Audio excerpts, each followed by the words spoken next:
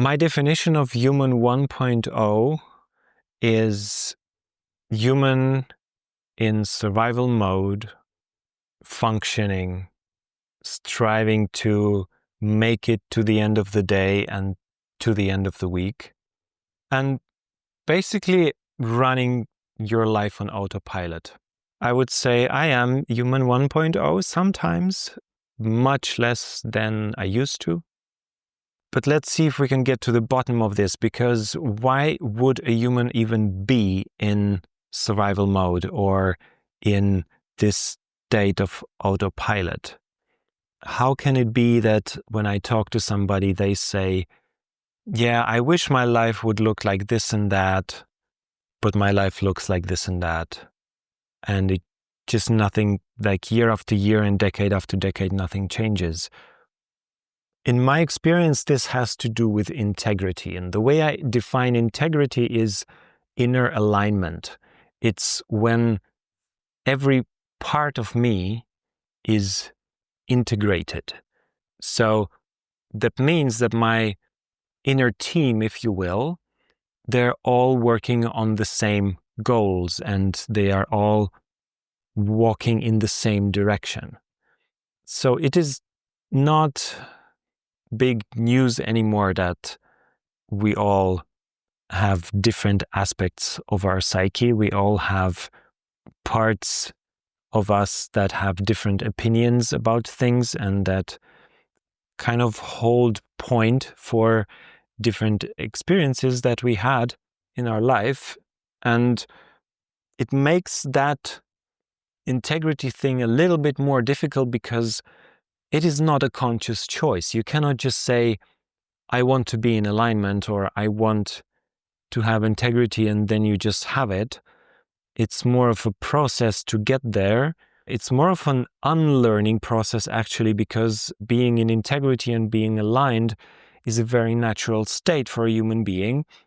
But all the experiences that we make that are emotionally difficult and that happen in an environment that is not emotionally supportive, being 21st century, being like emotional dark age, basically, that creates what some people call trauma, or I call this emotional imprints. It creates experiences that kind of get frozen in our subconscious. So if I have a stressful situation and there is a lot of emotion going on and there is no safe space to process these emotions get frozen to be processed later. But that creates a sort of survival mechanism in me, because if it's not safe to show these emotions now, why should it be safe later? So our psyche creates this sort of protector personality that basically walk around in a wounded state with a bandage on top of that wound that will protect us from feeling these emotions again. And it takes a conscious choice to say, okay, I want to look at this, I want to see what is going on inside of me and why am I not getting what I want? What part of, what does this have to do with me? What in my internal world is not in alignment? And this is not necessarily easy. It takes a lot of courage for two reasons. First is you have to admit that you have a problem, and you have to admit to yourself that you are probably more manipulative than you think you are. You have probably more anxiety than you think you are. You're probably more depressed than you think you are. Most probably more covert or sneaky with your needs than you think you are. And you're probably more focused on survival than you think you are. So these are not pleasant news. And the second reason why this is difficult is you do not only have to admit this to yourself, but at some point you will have to admit this to others, because a lot of these Emotional imprints happen in childhood or at school, and a lot of these imprints have to do with other people, if not all of them. So this is what we would call classically what we would call relational trauma or developmental trauma. And you cannot solve relational trauma meditating on your own in your apartment. Like, you need to overwrite the negative experience that you had with a positive one. You need to heal that wounded part by feeling the emotions that you were not able to feel before that, get them somehow regulated, and then find the need that is underlying these emotions. And then you have to find ways to meet that need consciously. And quite often this means, like, if you do this in your 40s and the trauma is from the time when you were 4, then you basically have to be a child for a moment. You have to allow yourself to go there and to be vulnerable and be a baby, be helpless, be frustrated, be childish, be weird for a 40-year-old person in order to complete what needs completion. How do you find out whether any of this has to do with you? You look at the results. How does your life look like? Like, do you feel empowered? Do you feel like you're walking full on in the direction of your goals? Or do you feel more like life is happening to you?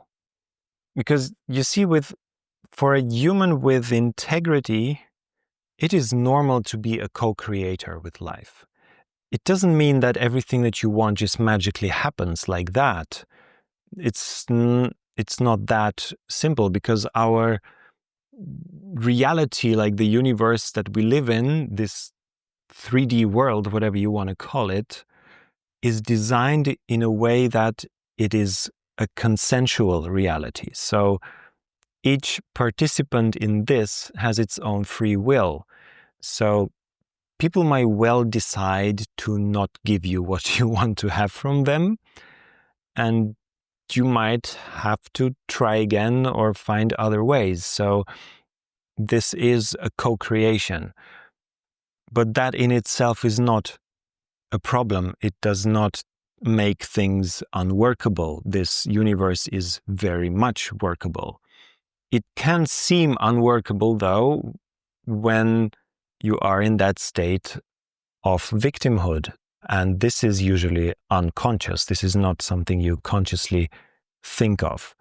It is more in some deeper layers that you do not know about yourselves, or even usually layers that you do not know about yourselves. And here is the main distinction that I want to make. So if your inner team is in alignment, then you are available.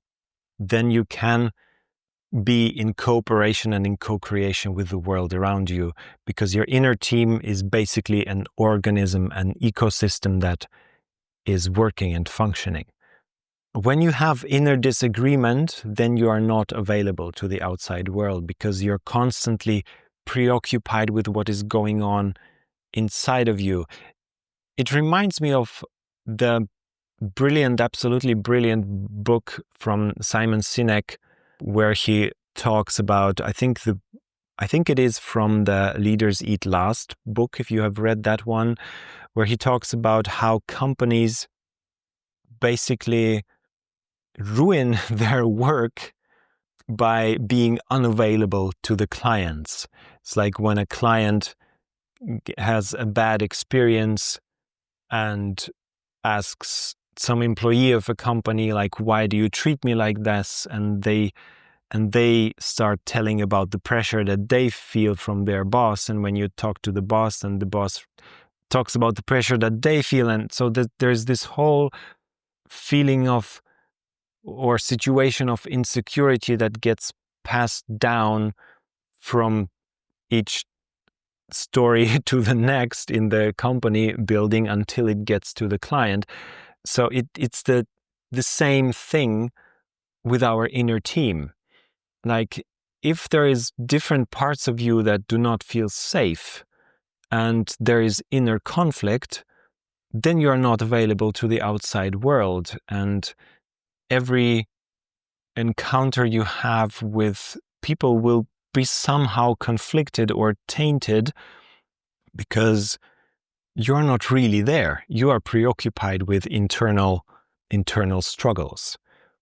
And when you are preoccupied with internal struggles, then you do not have capacity. You do not have that availability to listen and to caretake other people's needs and wants and desires, and you cannot be in a co-creative way. And so what that means is that if you are available, you can be a good lover, for example, because what does it mean to love somebody? It means to take them as if they are part of you, to care about what their needs and interests are, and somehow taking that into the equation.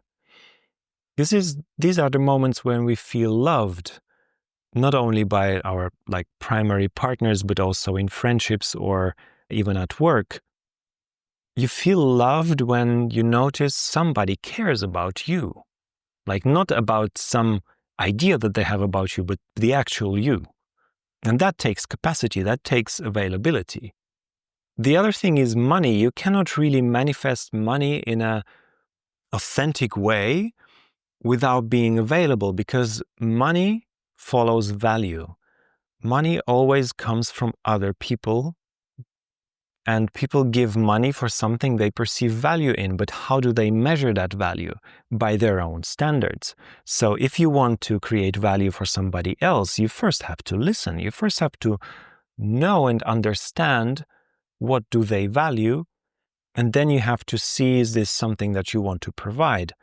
So the whole premise of creating money in a way that feels good to you, and does not go, doesn't cross your own boundaries, is to be available.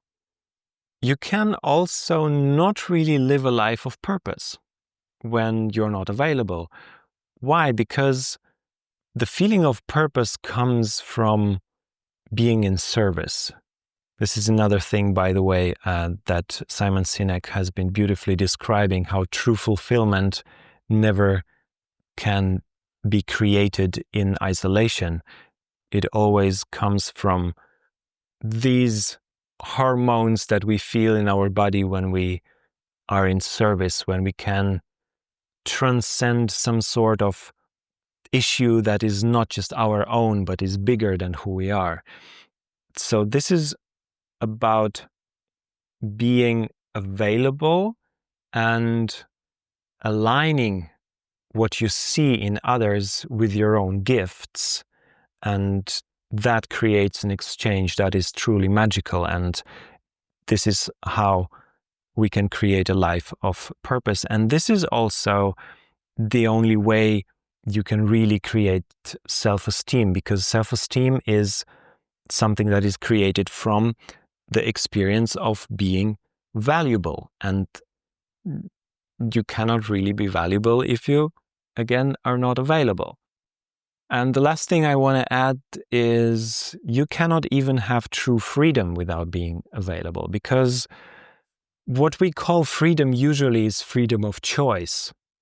And there is no true choice if you are internally conflicted, because then you are managing the inner conflict and there is no capacity to be open to all the possibilities. So the possibilities are limited because they have to fit in these mechanisms that are predefined by the inner conflict.